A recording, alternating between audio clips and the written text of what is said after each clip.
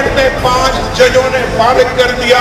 करोड़ों अवाम के वोटों की ये तौहीन है या नहीं है?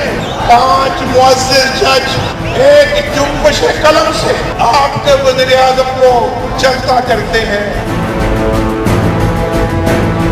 उन्होंने कहा कि नवाज शरीफ ने कोई करप्शन नहीं की। अल्हम्दुलिल्लाह ये गिरेबान साफ है, ये आस्तीनें साफ है। क्या क्या हमारे खिलाफ साजिशें इन लोगों ने नहीं की?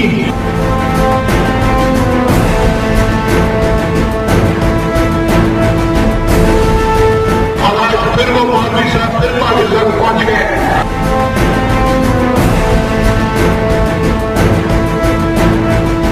धरने वाले और ये मौलवी साहब जो है, ये दोनों ने मिलकर पाकिस्तान को तबाह करने की कोशिश की।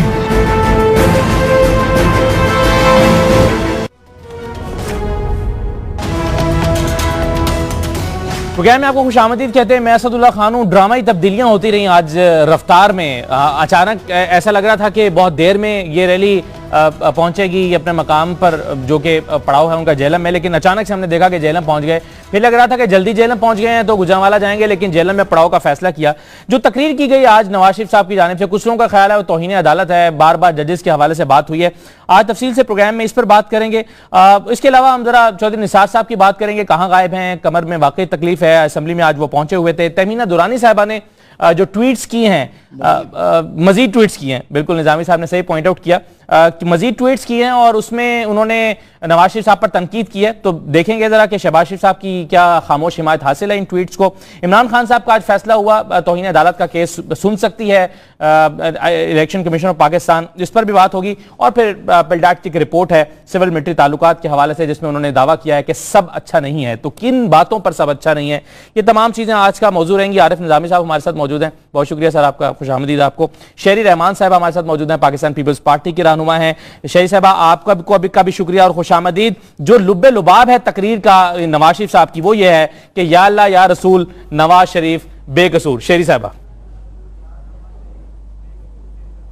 देखिए, मुझे तो एक तो बड़ा अजीब लगता है और अजीब से ज़्यादा तकलीफ़ होती है और कोफ्त होती है कि ये हमारे नारे, पीपल्स पार्टी के पुराने नारे जो हैं, और जो मोहसिन नकवी एक शायर थे, उन्होंने नज़म लिखी थी उस वक्त जब बीबी शहीद की गवर्नमेंट डिसमिस हुई थी, और ये इनका नवाज शरीफ का इनका बहुत बड़ा इसमें हाथ था।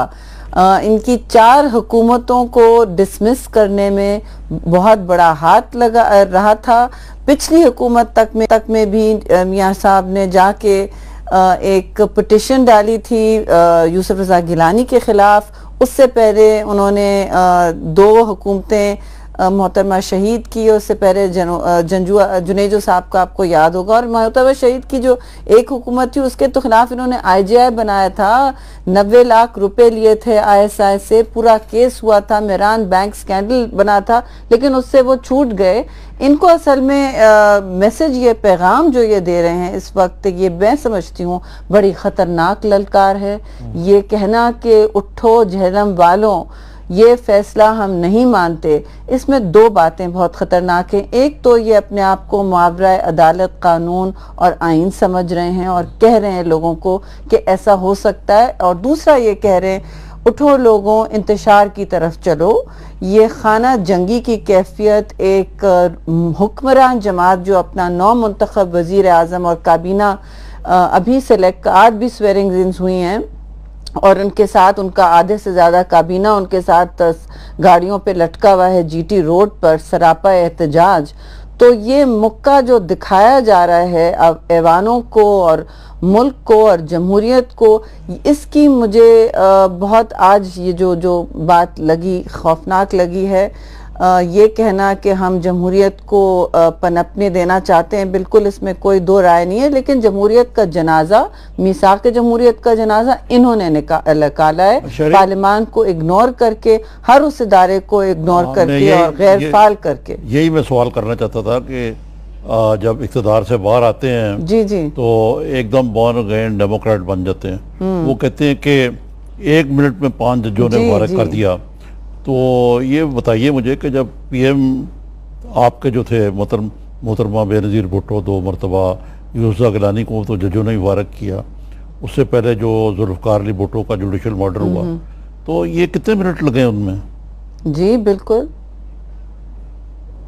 देखिए कितने मिनट भी लगे, और आप देखें कि वजीर आजम को पैक करने की मोहलत नहीं होती थी जिस वक्त ये होता था। और ऊपर से दूसरी बात ये कि आरिफ साहब 90 की दिहाई का फिर कहते हैं कि आपने भी किया, तो मैं आपसे, आप मुझसे बेहतर जानते हैं कि मोहतरमा शहीद के पास इतना तो कम से कम अखलाकी जुर्रत थी उनमें कि उन्होंने साफ कहा कि ये तरीका सही नहीं है। 90 की दिहाई जो है, ये जमहूरियत जो है बार बार मुअत्तल होती है, तो जमहूरी कुव्वतों को भी कुछ करना पड़ेगा।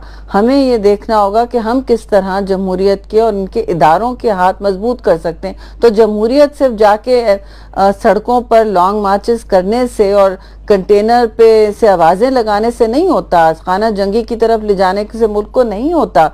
ये जमहूरियत, इनको ये बेहतर जानते हैं कि इदारों को अब मुस्तहकम करने से होता था, और इन्होंने ना काबीना को इस्तेमाल किया, वो पार्लियामान तो दूर की बात है, अब जो ये काबीना बना रहे हैं ये तो इनकी पॉलिटिकल पेट्रोनेज का एक वसीला है, और तो कोई रास्ता नहीं है। ये कोई फैसले तो इनकी गाड़ी में होंगे। हाँ, मैं ये निजामी साहब से कमेंट लेना चाह रहा हूँ कि आपके ख्याल में फिर सीओडी इसीलिए साइन मैं ये पूछने लगा था इनसे कि अब वो मियां साहब ने दोबारा चार्टर ऑफ डेमोक्रेसी उनको याद आ गया, अब वो रिपीट करने की तो ज़रूरत नहीं है वैसे कि जो कुछ अपने दौर में वो करते रहे वो मीडिया पे चल रहा है, जिस तरह गिलानी साहब के हवाले से या वो मुइमोगेट के हवाले से। लेकिन शरीफ बात तो ये ठीक है ना वैसे कि असूली तौर पे इस मुल्क में जब से प्राइम मिनिस्टर्स आए हैं ये इस तरह की हाइड एंड सीक तो होती रही है ना, तो इसका कोई ना कोई हल तो निकालना चाहिए जिससे सिविलियन इंस्टीट्यूशंस मजबूत हों। बेशक आरिफ साहब, ये बहुत गौर व फिक्र की बात है, और इस वक्त आज सेनेट में यही बात हो रही थी कि भाई हमें कुछ करना होगा। तो देखिए, मैं आपसे सिर्फ अर्ज करूं कि करना होता ज़रूर है, लेकिन हर चीज़ का वक्त होता है। आपके जब परिंदे झूठ के निकले हैं और फाइलों पे फाइलों और सतह बर सतह करप्शन की एक ऐसी दास्तान निकली है जिस रोएदाद से आप कोई ना पीछे हट सके, ना कोई आप इसका फाल जवाब दे सके, कि जजेस भी परेशान हाथ ऊपर करके पूछ रहे थे। आखिरी दिन मैं तो कोर्ट में थी कि ये आप हमें कुछ बताएं, तो हमें कुछ तो दें, रास्ता तो दें कि हम आपको, वो भी इंतशानी फैलाना चाहते थे कि हम गैर मुल्क में अदम इस्तेकाम की कैफियत ले आएँ या इतना बड़ा फैसला करें कि प्राइम मिनिस्टर को डिस्क्वालीफाई किया जाए। अब जब मैं आपको एग्जाम्पल दूंगी, जब ये बात की जाती है कि इदारों को मुस्तहकम करें और जमहूरियत के लिए रास्ता ढूंढें और डिस्क्वालीफाई ये क्यों हो रहा है, देखिए ये ऐसा नहीं हो सकता कि अब हम हाथ जोड़ के बैठ जाएं और कहें कि जी नहीं नहीं आप आए और हम आपके लिए रास्ता ढूंढते हैं। ये इलेक्शन का साल है और आप फिर कहेंगे, आप पहले होंगे, सफ़े अव्वल में होंगे आरिफ साहब, और आप कहेंगे कि ये फ्रेंडली ऑपोजिशन है। तो हम इस वक्त देख रहे हैं कि हमने जो इनको रास्ते दिए थे 2014 में, सब कहते थे कंधा दिया है, आप लोग फ्रेंडली ऑपोजिशन हैं, आप अपने कोई डील्स कर रहे हैं, मरात ले रहे हैं। कोई ऐसी बात नहीं है। हमने उन कुर्बानियां दी हैं जमहूरियत के लिए और चार्टर ऑफ डेमोक्रेसी के लिए, बड़ी फूंक फूंक के कदम रखा है और कोशिश की है कि हमारे अपने, बल्कि अपनी सियासी मतलब गाली खा के हमने ये कदम लिया है। और अब इस वक्त जब ये रिव्यू में जाने चाह रहे हैं, जब इनका के ऊपर नैब के केसेस कोर्ट ने ऑर्डर किए हैं, आला अदालतों ने 60 दिन के बाद JIT बनी है, जो इन्होंने जिस पर मिठाइयाँ बांटी हैं, अब क्योंकि ये फैसला इनके खिलाफ आया है तो मैं नहीं मानता का इन्होंने नारा लगा दिया है। हम एक ब्रेक की तरफ जा रहे हैं। अपना केस 17 प्राइम मिनिस्टर्स में जम कर दिया है, अपना केस और अपनी करप्शन की खौफनाक रोदाद 17 प्राइम मिनिस्टर्स। मैं यही आपसे पूछने लगा था ब्रेक के बाद कि इस दफा जरदारी साहब इनको अपना कंधा देंगे या कंधा देंगे? सही, चलिए इसका जवाब एक ब्रेक, आप बताइए कैसे कंधा दिया जाए। इसका जवाब ब्रेक के बाद हमारे साथ रहिए। समझ गए ना मेरी बात को?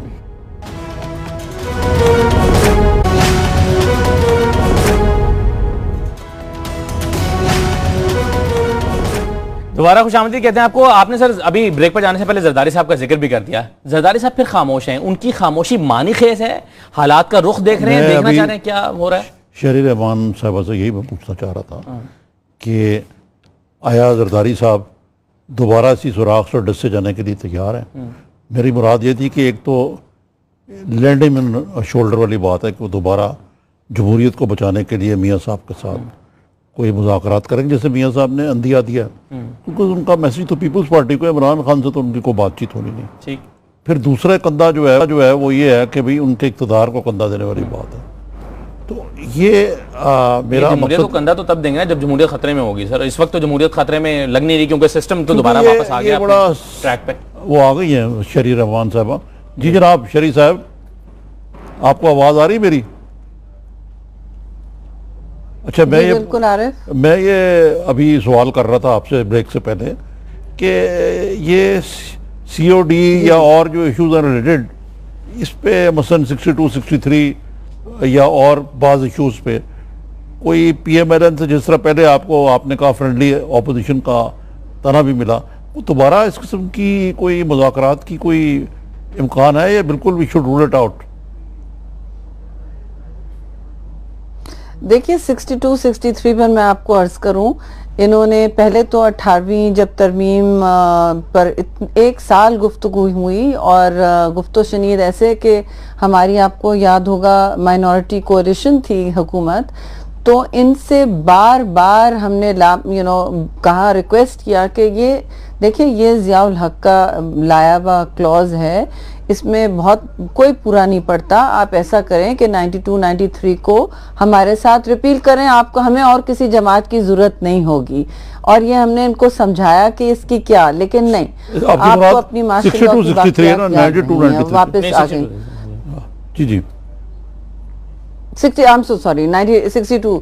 अच्छा, फिर ये अभी इलेक्ट्रल रिफॉर्म, आपको याद है एक एक्सरसाइज हुई है रिफॉर्म्स की, इलेक्शन रिफॉर्म लॉज, उस कमेटी में भी जिसकी सरबराही डार साहब कर रहे थे, ये बात बार बार उठाई गई कि हम ला सकते हैं इस वक्त कॉन्स्टिट्यूशनल रिफॉर्म, और इसमें हमने सजेस्ट किया कि 62, 63 भी 63 इन दोनों को कंसिडर करें, तो इन्होंने तब भी ना कहा। और जब इसकी कुल्हाड़ी इन पर आकर लगी है बुरी तरह, तो अब ये बिल आ रहे हैं, कह रहे हैं कि आप हमारे साथ। देखिए ये अब इनको खुद पहल करनी पड़ेगी इन सब चीज़ों की। दूसरी बात ये कि इन्होंने कम से कम तो कहना पड़ेगा कि हमने बड़ी गलती की थी, हम माफ़ी मांगते हैं, और पब्लिक में इनको कहना चाहिए कि हमने गिलानी के साहब के खिलाफ जो किया, जो रेफरेंस ले गए, जो हमने डिस्क्वालिफिकेशन की पिटिशन डाली, जो काले कोट पहनकर हम गए थे, तो ये बातें इनको करनी पड़ेगी पब्लिक डोमेन में। ये कोई खुफिया बातें नहीं हो सकती। आपका प्रिंसिपल स्टांस तो है वैसे 62, 63 के खात्मे के हवाले से, तो आप अगर इस मरहले पर आपकी हेल्प चाहिए उन्हें, तो इस मरहले पर आप होल्ड करना चाहेंगे या फौरी तौर पर सपोर्ट देंगे प्रिंसिपल स्टांस की वजह से? देखिए ये बड़ी बहुत आपने वजनी सवाल पूछा है, और इस पर हमने रिकॉर्ड हमारा बहुत क्लियर है कि हम एक इसमें हमारी एक नजरियाती पोजीशन है। ये नहीं कि आज क्योंकि हम पर तलवार गिरी तो हम बदल रहते हैं, या पहले हमने नहीं किया। हमारी इस पर नजरियाती पोजीशन है जिससे हम एक तसलसल रखते हैं पॉलिसी वाइज। तो इनको मालूम है हमारी नजरियाती पोजीशन है, इनकी तो जाहिर है अपने इक़्तिदार और इनकी ज़ात से बदल रही है। अफसोस से मैं कहूँगी इन्होंने मिसाक़ जमहूरियत से नहीं कुछ सीखा, और ये एक सड़कों से उतरेंगे और अपनी जिम्मेदारियां संभालेंगे, पार्लियामान में कुछ सोबर ये काम करने की कोशिश करें और अवाम को हौसला दें और एतमाद दें, और ये ये इतने जो बड़े ऐवान है इक़्तिदार के, इनको यूज करें, बजाय अपने के एक कमरे में बैठ के इनके 4 लोग फैसला करते हैं। काबीना को भी इन्होंने बिल्कुल मफलूज किया हुआ है, पता नहीं किस लिए धरती पे बोझ बना रहे हैं 40 से ज्यादा काबीना का। तो मुझे समझ नहीं आता कि इनकी क्या इस वक्त स्ट्रेटजी है। वो चाहते हैं कि ये काम भी हम अब अपनी आइडियोलॉजी लाएं और इनको इससे रास्ते निकाल के दें। इस तरह काम नहीं चलता, इनको अपना रिकॉर्ड, अपना उल्लू सीधा करना होगा। बुनियादी सवाल इन्होंने किया। अभी चेयरमैन सेनेट ने भी अगले रोज कहा कि पार्लियामेंट को एमेस्कुलेट करने की वजह से और इवन द एग्जीक्यूटिव वीकन हो गई है, और एक अदारा अदलिया बहुत ज़्यादा स्ट्रांग हो गया है या कुछ और अदारे हो गए। तो ये जो एक एनॉमली सी हुई है, इसकी प्राइमरीली जिम्मेदारी तो आप पर नहीं बल्कि मेरे ख्याल से प्राइम मिनिस्टर पे आती है, फॉर्मर प्राइम मिनिस्टर पे, जो 4 साल जिन्होंने पार्लियामेंट को लिफ्ट नहीं कराई, कैबिनेट को लिफ्ट नहीं कराई। जी लेकिन अब जो आज की जो सूरत हाल है, इसमें कहीं ना कहीं तो इस पेंडुलम को कहीं वापस लाना है हमने। ये सवाल तो आप प्राइम मिनिस्टर से, साबिक प्राइम मिनिस्टर से इंटरव्यू में करें, क्योंकि इस वक्त जो प्राइम मिनिस्टर हैं कहते हैं मैं तो प्राइम मिनिस्टर हूं नहीं। वो तो प्राइम मिनिस्टर नवाज शरीफ हैं। कुछ दोस्त तो इस पर पिटिशन ले जाना चाहते हैं, मगर ठीक है, वो फिर कह देते हैं कि दिलों के प्राइम मिनिस्टर हैं।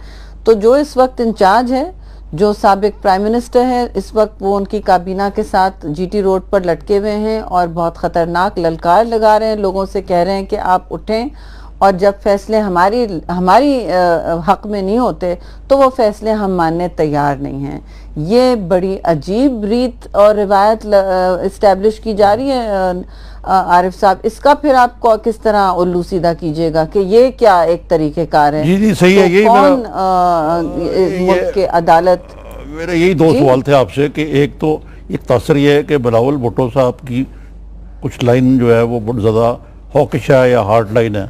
जरदारी साहब जो है वो ज़रा निस्बतन मुफाहमत की बात करते हैं। एक दूसरे है कि जरदारी साहब जो हैं तकरीबन खामोश हैं सारे मामले पे, और तकरीबन अब तो काफ़ी अरसे से बैरून मुल्क हैं। क्या ये कोई स्ट्रेटेजिक विड्रॉल है या हवा का रुख देख रहे हैं या क्या मसला क्या है? ये कुछ समझाए हमें कि ये peoples party can it speak with one voice on this issues? देखिए, पीपल्स पार्टी, हर पार्टी में देखिए उनका पार्लियामान में इस वक्त कोई रोल नहीं है, और वो आए जाएं, उनको किसी को एक्सप्लेनेशन देने की ज़रूरत नहीं है। बात यह है कि इस वक्त जो सूरत हाल मुल्क में है, अब ऐसा लग रहा है कि हर पार्टी में देखिए लेफ्ट राइट मिडिल होता है, और अगर एक हम में से 6 जिसे कहते हैं मीटिंग में बैठते हैं तो हम भी बैड कॉप और गुड कॉप होते हैं। लेकिन सिचुएशन इस वक्त ऐसी है कि आप जब सियासी कोई भी टेम्परेचर लेते हैं मुल्क का और आप देखते हैं कि किस तरफ जा रहा है, तो सवाल तो इतना बड़ा उठ गया है, सवालिया निशान उठा जब ये JIT में बात गई और ये कोई जवाब ना दे सके तो हम इनको क्या रास्ता निकाल के दें? ये क्या चाहते हैं? ये समझते हैं कि हम इसको एक जंग बना लें जो इनकी ज़ात, अब जमहूरियत की ज़ात से मुंसलिक करने की पूरी जंग है। ये सारा नैरेटिव, आई एम सॉरी, मैं इसमें अग्री नहीं करती कि ये जमहूरियत की जंग है।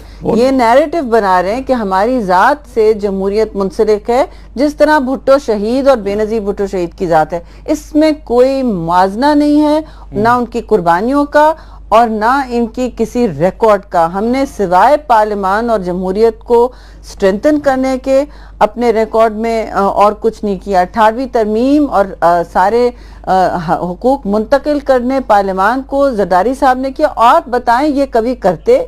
इन्होंने कभी ये करके देना था अगर ये खुद इनकी आज तो ये कहते हैं कि मियां नवाज शरीफ साहब बातें करने और सुनने की हैं। मियां नवाज शरीफ साहब कहते हैं कि मेरे पर तो करप्शन का कोई धब्बा ही नहीं है, कोई चार्ज ही नहीं है। इसके बारे में क्या तबसरा है आपका?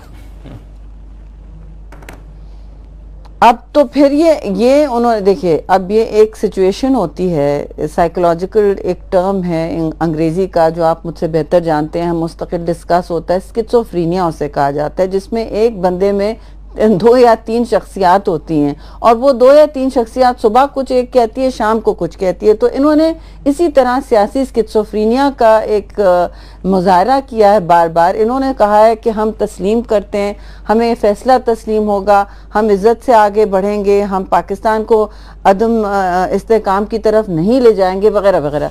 फिर जब फैसला इनके मनफी आया और इनको ख्याल आया कि ये तो हमारे सामने अब नैब रेफरेंसेस हो रहे हैं, अब इसकी हमें बेलें लेनी पड़ेंगी, कोर्ट्स में जाना पड़ेगा, जैसे सारी पीपल्स पार्टी ने सारी ज़िंदगी इनके होते हुए किया, तो बल्कि इससे बहुत ज़्यादा किया। मैं उस रिकॉर्ड में नहीं जाना चाहती, हम सब जानते हैं, शायद नई नस्ल ना जाने, लेकिन अदालती कत्ल से आखिर तक हमने क्या क्या सामने। लेकिन फिर भी जब हमारा वक्त आया, हमने इनको RO इलेक्शन होते होते भी इनको मुंतकिल किया कि पीसफुल कॉन्स्टिट्यूशनल पुरअमन ट्रांसफर ऑफ पावर हो। और 2014 में जब धरना पार्टी खड़ी हुई थी, PTI खड़ी हुई थी, इनके इक़्तिदार को चैलेंज करती हुई, ढोल बजाते बजाते कॉन्स्टिट्यूशन एवेन्यू की टांग टारमैक घस रही थी तो हमने कहा नहीं, हम इनको, ये सिस्टम है, ये कोई बात नहीं बनती। मैं ये सवाल आपसे करना चाह रहा था, में छानबीन हुई है। आपने जब 2014 में सपोर्ट किया था और आपका प्रिंसिपल स्टैंस ये था कि हम जमहूरियत को सपोर्ट कर रहे हैं एक्चुअली,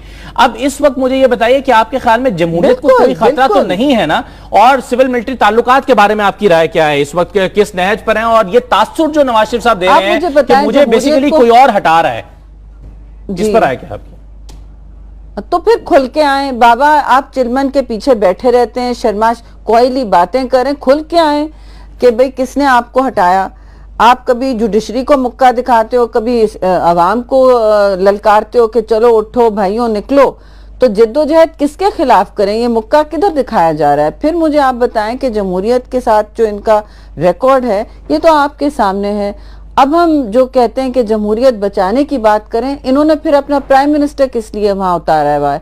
उन्होंने फिर इतनी 46 मेंबर कैबिनेट किस लिए? आप शायद 50 हो गए होंगे आज, मुझे नहीं पता, 4 और स्वेरिंग्स इनमें हैं, तो किस लिए इन्होंने ये ओवर ब्लोटेड कैबिनेट वहां उतारा हुआ है? ये पेट्रोनेज के लिए उतारा हुआ है। तो ये कौन सा एक तरफ मीटिंग्स चल रही हैं, डिप्लोमेट्स को जाके कह रहे हैं कि हाँ हाय हाय हमें देखिए पाकिस्तान मिलिट्री इज सो। अब बाहर ये अच्छा लगता है ये नैरेटिव के वो पाकिस्तान की मिलिट्री फिर खा गई एक और प्राइम मिनिस्टर को। आप मुझे बताएं, निकला है इस वक्त फौज ने निकला है प्राइम मिनिस्टर को? मेरा आपसे ये सवाल है, मासूम सा सवाल है। नहीं, यही तो मैं सवाल आपसे ये भी था कि गिलानी साहब गए थे तो दूसरा प्राइम मिनिस्टर आ गया, इसी तरह यहाँ भी दूसरा प्राइम मिनिस्टर आ गया, और इनकी ये बड़ी हाइब्रिड किस्म की, अगर वाकई इनको निकाला गया तो बड़ी हाइब्रिड या तो आरिफ साहब ये कहते हैं कि हमें ये पूरा फैसला ही मंजूर नहीं है। नहीं, लेकिन देखे ना, एक तरफ इनकी हुकूमत है फेडरल गवर्नमेंट में भी और पंजाब में भी, दूसरी तरफ एक ऑपोजिशन भी की जा, लीडर ऑफ द ऑपोजिशन भी है। तो इस तनाजर में जबकि ये ऑपोजिशन भी कर रहे हैं और सारा कुछ, इसका मकसद क्या है? What is he trying to achieve? ये अपनी सियासी जो जिंदगी है उसको तवील करना चाहते हैं।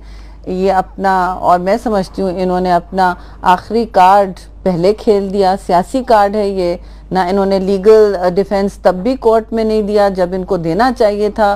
कोई लीगल आप छतरी भी नहीं दे रहे थे अपने लॉयर्स को कि वो आगे आपका केस प्रेजेंट कर सकें, कि जवाबात दे सकें, आवाम को हौसला हो कि भाई हमारी रूलिंग फैमिली है, इस तरह हमें लूट मार में नहीं इन्वॉल्व रही हैं, इनसे अगर गलतियां हुई हैं तो इसकी क्या क्या इसकी बैकग्राउंड है? कुछ भी नहीं। इन्होंने सीना जोरी को स्ट्रेटजी बनाया और वापस आप उसी पर आ गए हैं। 2-4 दिन उन्होंने इस्तेमाल किए अपनी कैबिनेट और प्राइम मिनिस्टर उतारने, ताकि इनके इलेक्शन तक पेट्रोनेज नेटवर्क्स चलते रहें, ताकि इनके प्रोजेक्ट सारा PSDP इनके हलकों में चला जाए और पूरा मुल्क लोड शेडिंग और सर्कुलर डेट आपका 800 तक हो रहा है, 800 बिलियन तक। आज अखबार में खबर थी कि जब वाइल ये GT रोड पे ड्रामा हो रहा है, पाकिस्तान का तिजारती और करंट अकाउंट खसारा खतरनाक लेवल पर आ रहा है और सर्कुलर डेट फिर 800 पर चल रहा है, और लोग इनके सिस्टम में इतने बड़े फेलियर्स हो जाएंगे 1-8 महीने में कि फिर वापस आना इससे मुश्किल हो जाएगा।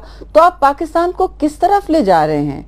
आपके 4 फौजी शहीद हुए हैं कल, उसका इनको ना कोई टाइम है देखने का, ना इनको पहले भी इनकी तवज्जो नहीं थी, अब भी इनकी तवज्जो नहीं है। इनकी तवज्जो अपनी ज़ात और अपनी सियासी मुस्तकबिल पर रहती है कि हम GT रोड पे ताकत का मुजाहरा करें, दबाव डालें नैब पर और जुडिशरी पर और सारे इदारों पर कि हमारी ये सियासी, हम देखिए इतने लोग मोबिलाइज कर सकते हैं, हम इतनी अपना मसल ला सकते हैं। ये वही तंजीम है जिसने सुप्रीम कोर्ट पर हमला किया था। तो मैसेज तो बहुत क्लियर है इनका कि हम फिजिकल ताकत का मुजाहरा कर रहे हैं। This is a very dangerous message. I am sorry. बहुत शुक्रिया शहरी साहबा, बहुत शुक्रिया आपका प्रोग्राम में शिरकत करने के लिए। शुक्रिया बहुत बहुत शहरी रहमान साहब। जाते जाते ब्रेक पर जाने से पहले एक चीज मैं आपसे मुख्तसरन जानना चाहता हूँ शापली, ये नवाज शरीफ साहब को घर भेजा गया है या वजीर आजम को घर भेजा गया है? क्योंकि जब मैंडेट की बात करते हैं कि हमारे मैंडेट पर डाका, तो mandate is very much there, prime minister उनका है। मैंडेट तो पार्टी का होता है ना जी, जाती मैंडेट तो कुछ नहीं होता। एक पार्टी है, मुस्लिम लीग का मैनिफेस्टो है, उसका एक मैंडेट है जो मैंडेट अवाम ने उनको दिया हुआ है। तो मैंडेट पे तो किसी ने डाका नहीं डाला। ये तो एक टेक्निकलिटी है, इस पे बात करते हैं हम। सही है, चलें एक मुख्तसर ब्रेक ले लेते हैं नाज़रीन, ब्रेक के बाद वापस आते हैं।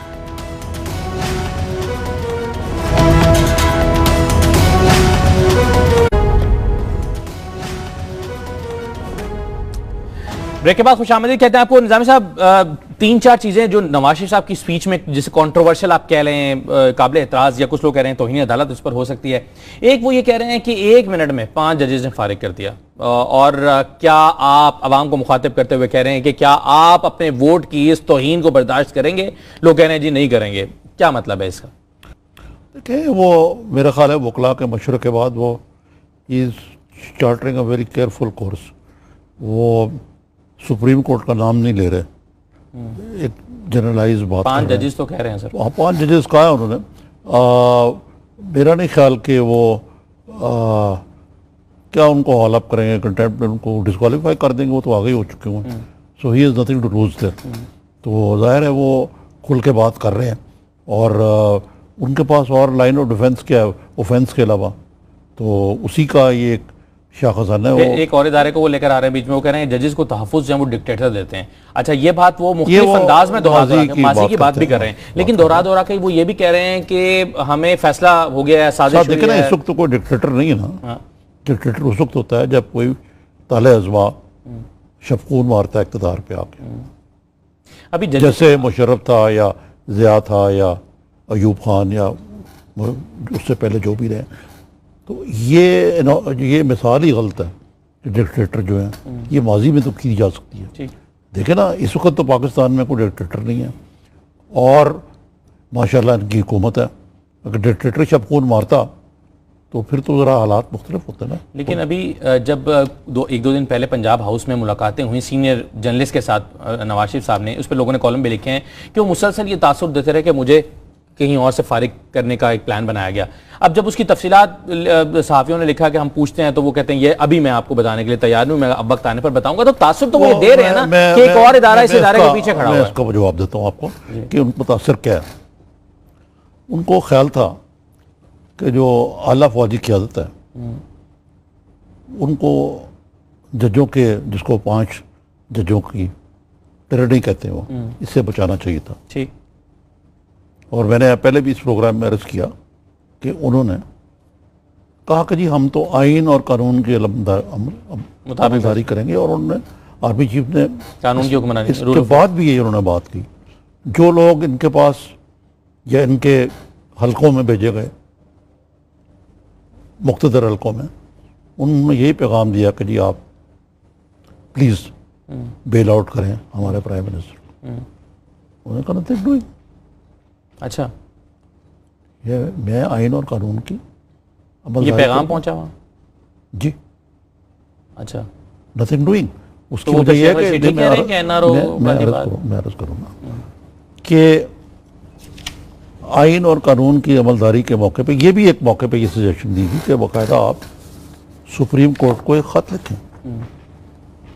तो मतलब आर्मी चीफ किस हैसियत में सुप्रीम कोर्ट को खत लिखें?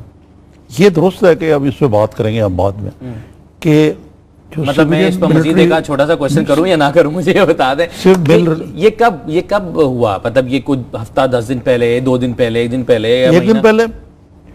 ये जिस रोज ये ऐलान हुआ, यानी फैसला आना है 28, यानी ये फैसला आया बरोज जुमा मेरे ख्याल जी 28 तारीख को। जी, ये थर्सडे तक कोशिश होती रही है। अच्छा, जुम्मे से 1 दिन पहले जुमेरात तक कोशिश होती रही। जी, जुमेरात तक बाकायदा भेजे जाते रहे हैं। और इसके बावजूद अब मुझे इसमें देखें, फ्रैंकली स्पीकिंग, अब मियां नवाज शरीफ की शिकायत को इतनी जायज़ नहीं है कि क्या करते हैं आर्मी चीफ जो है, सुप्रीम कोर्ट को टेक ओवर कर लेते हैं। वो कहते हैं कि नहीं ये नहीं, ये फैसला दो। ठीक है ना। अब मैं आपको थोड़ा सा पीछे ले चलूँ। जो डॉन लीक्स हैं, ये बड़ा एक सेंसिटिव मसला था, आपको पता है। उसमें ट्वीट हुई कि ये एक्सेप्टेबल नहीं है, फिर वो कि जो फैसले पे अमल दरामद नहीं हुआ तो DGISPR ने ट्वीट की, फिर उसको मियां नवाज शरीफ साहब रूठ गए। उन्होंने कहा जी ये बहुत तौहीन है हमारी, ये वापस होनी चाहिए। आर्मी चीफ ने उसको वापस भी ले लिया, बल्कि DGISPR को कि जी tweet is hereby withdrawn. इसके साथ ये भी मुतालबा था कि DGISPR जो है उसको घर भेजा जाए। अच्छा, और माफ़ी मांगी जाए। अच्छा, यानी सिर्फ ट्वीट के वापस लेने का मुतालबा नहीं था। तो ये जो मामलात हैं सिविल मिलिट्री रिलेशंस के, अच्छा, अब मैं पिलडेट की जो रिपोर्ट है मैं उसी के हवाले से बात कर रहा हूँ। वो कह रहे हैं कि ये सब अच्छा नहीं है ताल्लुकात में। ये था, सब अच्छा नहीं था, अभी है। अब ये देखिए डॉन की जो लीक्स है ना, इसमें लोगों को ये नहीं पता कि डॉन लीक्स जो है ये एक पेंडोरास बॉक्स है।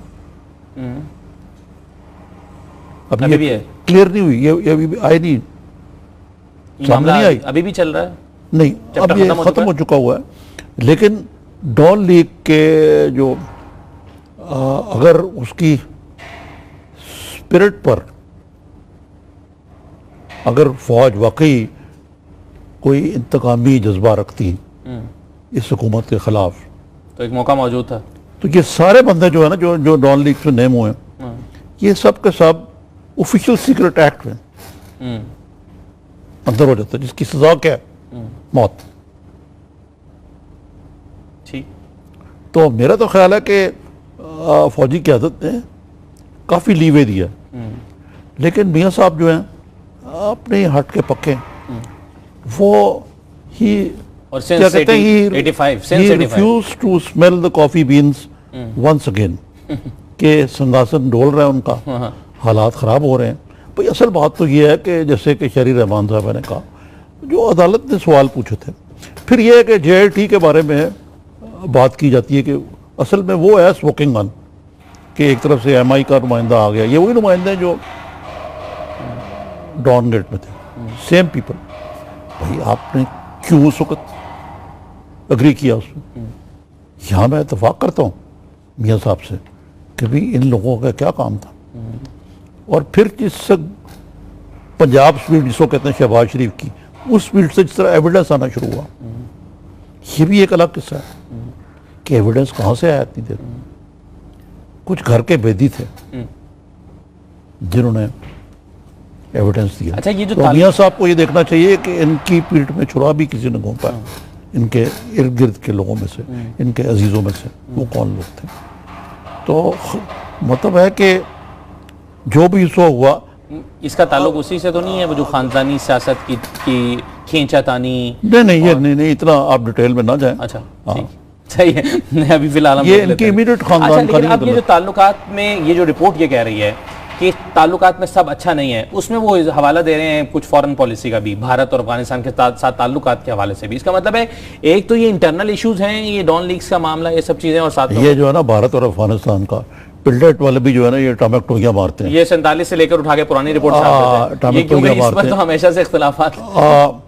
इंडिया के साथ मैं यकीन से कहता हूँ आपको कि कोई नहीं चाहता कि हम उन पे कोई उनको फतह करने के लिए जाएं। इवन दी अस्करी की आदत भी चाहती है कि तल्लुकात बेहतर होना चाहिए, लेकिन बराबरी की बुनियाद पर, नीचे लाग के नहीं, थले लाग के नहीं।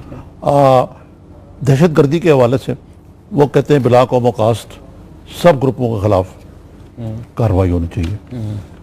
खारजा पॉलिसी के हवाले से आपने 4-5 साल तो फौज के बार बार क़यादत के कहने के बावजूद आपने को फॉरेन मिनिस्टर मुकर्रर नहीं किया, तो अब आप कैसे ये कंप्लेन कर सकते हैं? ठीक है, तो ये पिलडेट वाले जो है इनका भी जो मामला है ना, ये कुछ जनरल चीज़ें भी उन्होंने डाल दी ना उसमें। चलें एक सर ब्रेक ले लूँ, मैं कुछ तहमीना दुरानी साहबा की कुछ ट्वीट्स की करना चाहता हूँ आपसे, चौधरी निसार साहब की बात करना चाहता हूँ। आज सारा दिन खबरों में रह गए जी, कमर में दर्द है तो कौमी असम्बली कैसे चले गए। अब उसमें भी लॉजिक्स मौजूद है कि ये सफ़र लंबा है, वो सफ़र छोटा था, लेकिन बहरहाल खामोश हैं चौधरी निसार। रवात जहाँ पर उनको होना चाहिए था या उनके लोगों को होना चाहिए था, वहाँ से गाड़ी इशू करके भगाई प्राइम मिनिस्टर साहब ने, क्योंकि कोई इस्तकबाल करने के लिए नहीं था। तो एक मैं फिर उनको प्राइम मिनिस्टर कह गया, आई एम सॉरी, वो साबिक वज़ीर आज़म कहना चाहिए। अभी आदत जाते अभी आदत खत्म नहीं हो रही, जाते जाते जाएगी। एक ब्रेक ले लेते हैं, ब्रेक के बाद वापस आते हैं।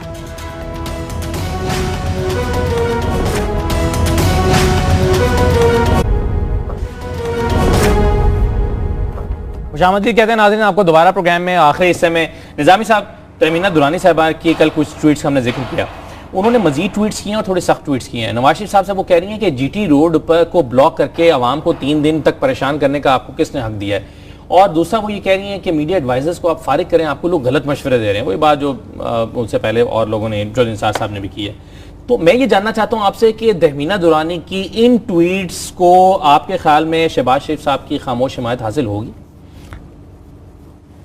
ये एक अगर वो अब इसकी शहबाज शरीफ साहब को इसकी वजाहत करनी चाहिए, क्योंकि जो बहुत ही क्योंकि खामोशी ये सवाल जन्म दे बड़ी ही मानी खेज ट्वीट है। वो कह रही है कि मियां नवाज शरीफ को कह रही है कि MNS आप अपने नाअहल बल्कि नाकाम एडवाइजर्स को फायर करें, मीडिया टीम को फारग करें, और जो जितने आपके इर्द गिर्द साइकोफेंट्स हैं यानी खुशामदी उनको भी फारग करें। वो और आपकी अंडर 19 गेम जो है अब ख़त्म हो चुकी है। अब ये वाज़े तौर पे एक बड़ा दो टोक इशारा है मरीम नवाज साहबा की तरफ। अच्छा, ठीक है ना? ठीक भाई मीडिया टीम किसने बनाई हुई थी? उन्होंने बनाई हुई थी। ठीक। फिर जो अंडर 19 की टीम है वो यही थे, ये तलाल चौधरी और जो कहते थे इतने, अब उनकी दानियाल अजीज, उनकी कीमत इतनी बढ़ गई है कि उनको जब वजीर ममलिकत बनाया गया तो उन्होंने इनकार कर दिया। आज उन्होंने अपनी पूरी कीमत लगवाई और वो फुल मिनिस्टर लग गए। मौसूफ इससे पहले मुशर्रफ की का दाम भरते थे। मैं तो फिर भी थोड़ी इज्जत करता हूँ उनकी, इसलिए कि इनके वालिद साहब जो हैं चौधरी अनवर अजीज़, वो मेरे बड़े पुराने मेहरबान हैं। लेकिन हकीकत तो यही है ना कि ये डायरेक्ट अटैक है ऑन दी वलीयत। अब इसको मैं ये कहूँगा कि इसको पब्लिकली करके ना इस किस्म की बातों को, वो शहबाज शरीफ साहब के लिए एक यकीनन एम्बेरसमेंट पैदा हो रही है, क्योंकि उनकी फैमिली का स्टाइल नहीं है इस किस्म का एहतजाज करना। एक और चीज़ है, ये जो बातें इन्होंने की हैं, यही बातें सेम चौधरी निसार साहब ने भी की। नहीं, मुझे मुकम्मल करने दें। कर लें। देखिए ना, निसार साहब की कोई हैसियत नहीं बनती। निसार साहब का चौधरी निसार नहीं, साहब प्लीज, शहबाज शरीफ साहब के साथ ताल्लुक तो है। ये उनकी बेगम है, ठीक है जी, और हमें पता है कि ये फैमिली के अंदर एक नहीं, लेकिन टेंशन है। बात तो सुने ना भाई, जी सर, इनकी फैमिली में टेंशन है। मसलन शहबाज शरीफ के बारे में ऐलान हुआ कि वो 45 दिन में प्राइम मिनिस्टर बनेंगे, फिर नहीं हुआ ऐसा क्यों हुआ? इसलिए कि हमजा एक्सेप्टेबल नहीं था, उनकी जगह यहाँ है। अब ये दो डायनेस्टीज हैं, एक शहबाज डायनेस्टी, एक नवाज डायनेस्टी। तो ये तमीना दुरानी जो बात की है इसको इतना लाइटली नहीं लेना चाहिए। ठीक। और Shahbaz Sharif will have to distance himself from all this, कि ये वो क्यों कर बात कर रहे हैं इस किस्म की जो है उनकी बेगम साहबा। ये ठीक है, वो पहले भी बातें करती रही हैं और उनका वो कभी नोटिस नहीं दिया गया, लेकिन इस मौजूदा हालात में ये KGDT रोड पे वक्त ज़ाया कर रहे हैं और ये तो वही बातें कर रही हैं जो अपोजिशन वाले करते हैं। ठीक है, लेकिन इसमें जो असल मसला है वो विरासत का है। अच्छा, ठीक है ना जी, विरासत का, फैमिलीज की राइवलरी का। ठीक है। और इसमें कोई शक नहीं कि तमीना दुरानी जो है वो मरियम साहबा को पसंद नहीं करती। ठीक है। नंबर 2, और मियां नवाज शरीफ के लिए भी कोई हेल्पफुल साबित नहीं हो रही। अब जो मेरा सवाल था सर, वो मैं इस पॉइंट ऑफ व्यू से पूछ रहा था और इस क्लैरिटी के लिए पूछ रहा था, क्योंकि तासुर ये जा रहा है कि ये तमीना दुरानी साहबा ने जो कहा इसको शहबाज शरीफ साहब की हिमायत हासिल है, क्योंकि जाहिर है उनकी वाइफ हैं। दूसरी तरफ चौधरी निसार शहबाज शरीफ के बड़े अच्छे दोस्त हैं और ये उनसे मुलाकातों के बाद उन्होंने प्रेस कॉन्फ्रेंस करके यही बातें की थी। तो फिर लोगों के ज़हन में, कुछ लोगों के शक ये पैदा हो रहा है कि शहबाज शरीफ साहब ने इधर से भी कहलवाया, उधर से भी कहलवाया और वो अपना एक और पर्पस सर्व करें, जबकि वो खामोश बैठे हुए हैं। ये वाला मेरा एंगल है। निसार साहब के तो अपने भी बड़े मसले ना। शहबाज शरीफ साहब तो उनको अक्सर उनकी ड्यूटी थी बनाना, उनके बड़े अच्छे दोस्त हैं। और आपने अब चौधरी निसार अली की बात की, उनकी अपनी नाराजगियाँ, वो खुद समझते हैं कि मुझे वजीर आज़म या वजीर आला होना चाहिए। ये नहीं कि वो शहबाज शरीफ को बनवाने के लिए जा रहे हैं, उनको उनके सहारे की ज़रूरत नहीं है। वैसे मियां नवाज शरीफ ने तो कल भी शहबाज शरीफ साहब की तारीफ़ की है, और ये भी हकीकत है कि मियां शहबाज शरीफ जो हैं मियां नवाज शरीफ के लिए नागुज़ीर हैं, जिस तरह मियां नवाज शरीफ शहबाज शरीफ साहब के लिए नागुज़ीर है। जहाँ तक निसार साहब का तल्लक है, वो तो बहुत ही उन्होंने, यानी कि ऐसे मौके पर जब क्रंच टाइम है तो उन्होंने पीठ दिखा दी। यही कहूँगा ना मैं इस कि बैक ऑफ, मसलन कि जब उनको क्रंच टाइम होती है तो उनको बैक की दर्द शुरू हो जाती है।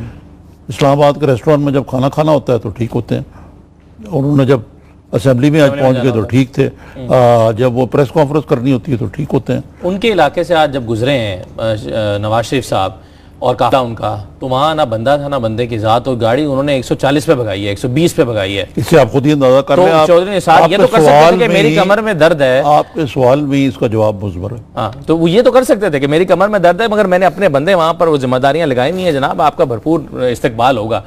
तो ये भी नहीं हुआ। आपको देखे ना, थोड़ी सी मैं बात बता दूँ कि जो मोटरवे है ना, इनको चक्री से गुजारने के लिए 40-45 किलोमीटर एक्स्ट्रा बनानी पड़ी।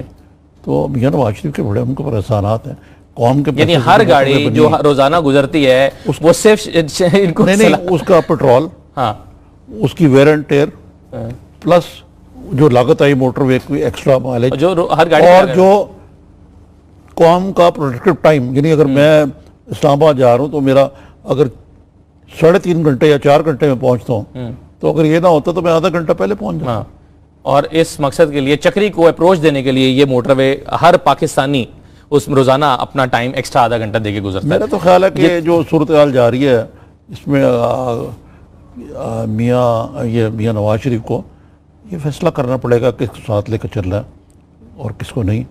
और दूसरे ये है कि जो फैमिली के अंदर ये जो मामलात हैं इनको यकीनन सॉर्ट आउट करना हो सकता है चौधरी निसार के ज़हन में ये बात हो कि आने वाला वक्त जिसमें नवाज शरीफ साहब फारिग हैं, शहबाज शरीफ साहब मुश्किल में हैं, जिसमें मरियम का पे है, ख़ानदान प्रॉब्लम में आने वाला है, पार्टी ने रहना है, तो पार्टी में एक ऐसा बंदा होना चाहिए जो उसको लीड करे, तो ज़रा खामोशी से बैठ जाओ, आने वाले दिनों में अपना टाइम आने वाला है। इस तरह की हो सकता है कोई चीज़ चौधरी निसार के जहन में हो। ये भी हो सकता है। फिर यह है कि वो ये भी समझते हो कि आई नो बेस्ट। अच्छा, आज एक और खबर है जिसपे हमने तबसरा नहीं किया, वो इमरान खान साहब की जो इलेक्शन कमीशन में दरख्वास्त थी कि ये तौहीन अदालत नहीं है, वो रिजेक्ट हो गई। वो ये कह रहे थे कि ये तौहीन अदालत आप सुन नहीं सकते, आपके दायरे इख्तियार में नहीं आता, वही नहीं है या हम सुन नहीं सकते। तो उन्होंने कहा कि अब हम सुन सकते हैं और हमारा अदालत का दर्जा है। और ये खान साहब से मैं दरख्वास्त करूँगा कि ये बाबर वान से बतौर वकील छुटकारा हासिल कर लें। तो फिर क्या करें, उनको रखा ही बतौर वकील है, सियासतदान के तौर पर तो उनको नहीं रखा, ना उनकी कोई कॉन्स्टिट्यूंसी है, ना वो इलेक्टेबल है, ना वो उनको सीट निकाल के देंगे, उनको सिर्फ केसेस के लिए रखा है सर। और ये पीटीआई के लोग कहते हैं उन्होंने पीपुल्स पार्टी को कितना हेल्प किया था, 2 साल के लिए डिस्क्वालीफाई हो गए थे सुप्रीम कोर्ट, और यूसुफ रजा गिलानी को कितना हेल्प किया था, वही उसी के एक खत लिखना था। तो इन खान साहब की जो लीगल ट्रबल्स हैं वो उसके लिए उनको अच्छे वकील की ज़रूरत है। जिस तरह नई बुखारी साहब जो हैं वो उनके लिए अच्छे वकील साबित हुए, इसी तरीके से उन्हें यहाँ भी सोचना पड़ेगा कि ये बेस्ट डिफेंस असल में उनकी जो है ना, बहुत ज़्यादा इमरान खान साहब ने आपको स्ट्रेच किया हुआ है। हर बात पे तो उनके लोग जो अदालत में चले जाते हैं, चाहे वो रैली का मसला हो, चाहे मियां नवाज शरीफ को ECL पर डालने का मसला हो। अब ये मसला सामने आ गया है जो उनका अपना है, और इज़हार वजूह का नोटिस हो गया, और अभी ये देखें इमरान खान को, और अभी आप देखिए कि इज़हार वजूह का नोटिस हो गया। और इसके बाद अब जो एक और चीज़ आने वाली है, ये आशा गुलेलाई जो हैं, इनका मामला जो है ये भी इनके साथ चिमटा रहेगा। इतनी जल्दी ये जाने वाला नहीं है। इमरान खान साहब पे भी कुछ प्रेशर्स हैं आने वाले दिनों में। जी बिल्कुल प्रेशर है और ये रहेंगे। चलें, वक्त खत्म हो गया। तो आज हमने ये शरीर रहमान साहबा ने अच्छी गुफ्तगू शेर हासिल की, और उनकी गुफ्तगू से तो लगा है। हाँ, एक चीज़ उन्होंने नहीं बताई मगर कि आसिफ जरदारी साहब क्यों खामोश बैठे हुए। हाँ, ये उन्होंने ये कहा कि वो पार्लियामेंट के मेंबर नहीं। हाँ, 62-63 पे फौरी तौर पे सपोर्ट करें। दूसरी बात है कि उन्होंने इस बात को रिजेक्ट नहीं किया कि बातचीत हो सकती है, बट PVP है, उनको माफ़ी मांगनी पड़ेगी नवाज शरीफ साहब तो वो मांग लेंगे माफ़ी। बाकी ये आपको मैंने सिविलियन फौजी जो मामलात हैं इन पे भी मैंने आपको एक खबर भी दिया आपने, ब्रीफ कर दिया कि भाई।